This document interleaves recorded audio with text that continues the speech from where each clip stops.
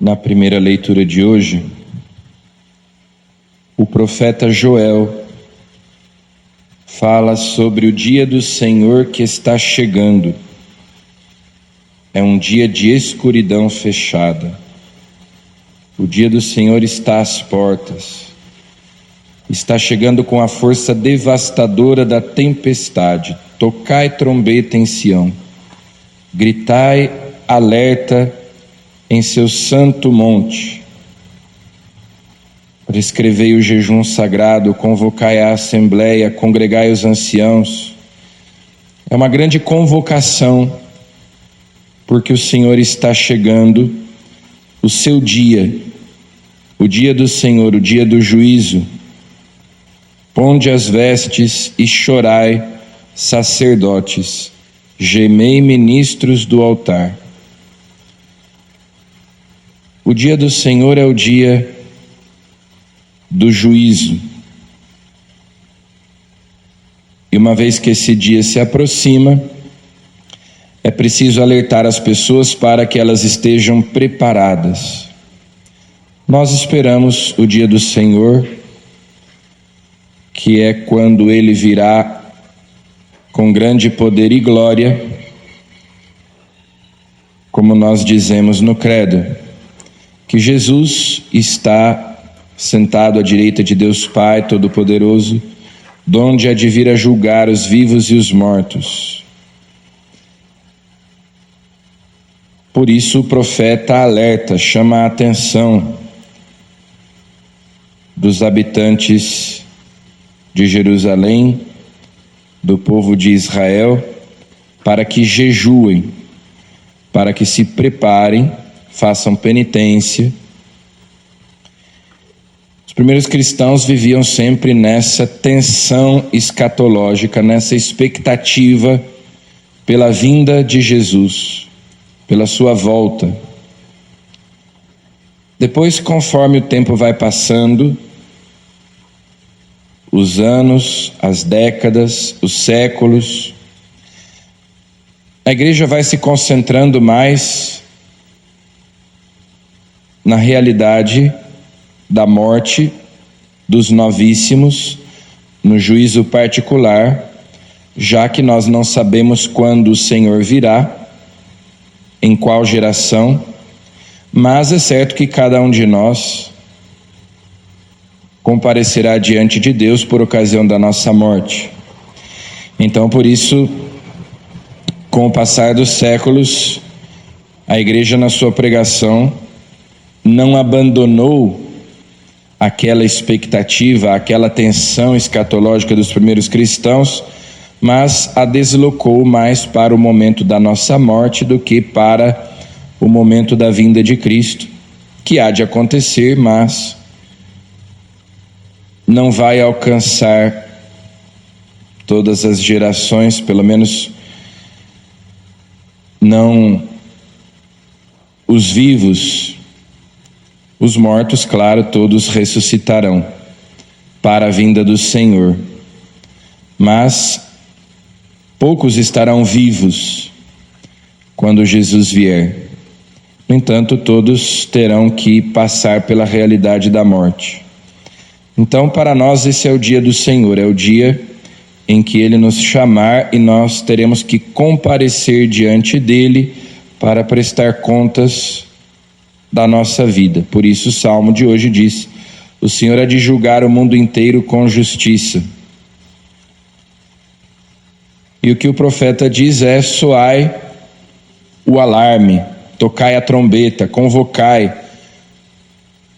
as pessoas para que estejam preparadas. Aquela perspectiva de uma urgência.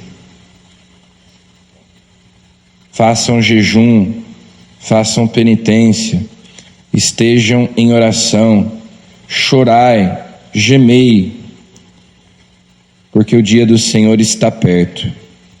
É o dia da vingança, é o dia em que Deus fará justiça. E é sempre importante nos lembrarmos que no Novo Testamento, essa expressão justiça de Deus,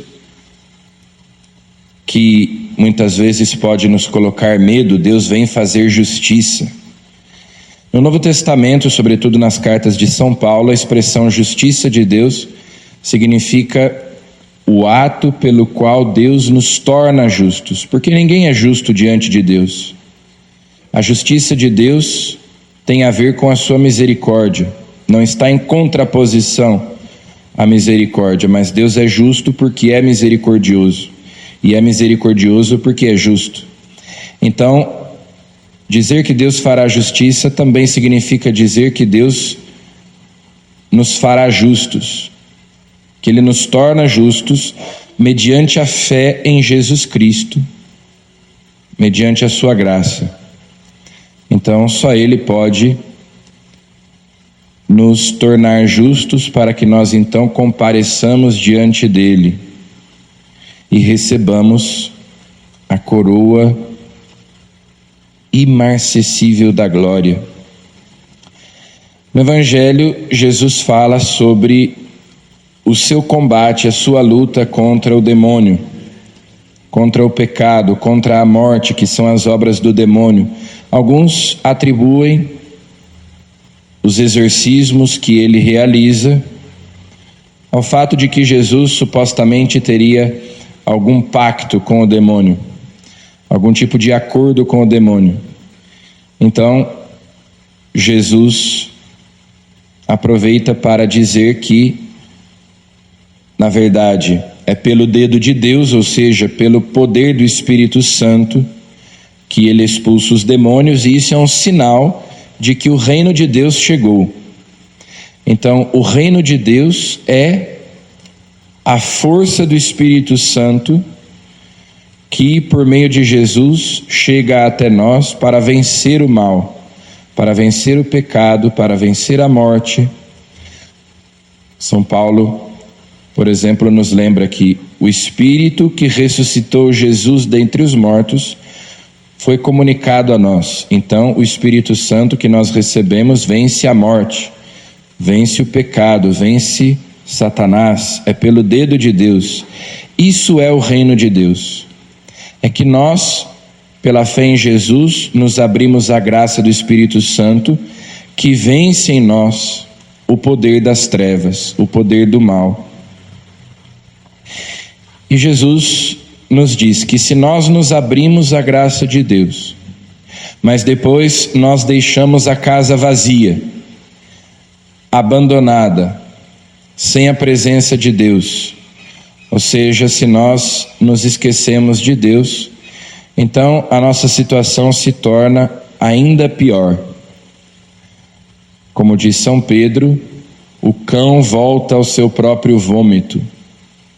A porca, depois de lavada, volta ao lamaçal. Então, essa luta contra o maligno é constante.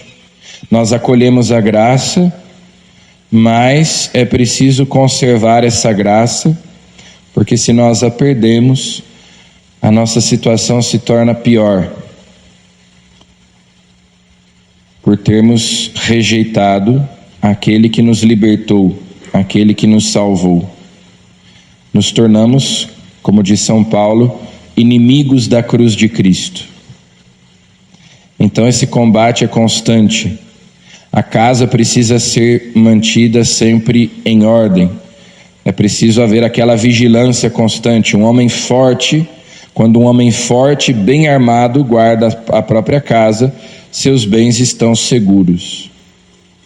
Então peçamos a Jesus que a nossa casa, o nosso coração, a nossa alma estejam sempre em segurança. Nela habite sempre o Senhor, nos protegendo, nos guardando, nos defendendo contra o maligno. Que Ele habite sempre em nós e nos mantenha preparados para o dia do Senhor. Amém.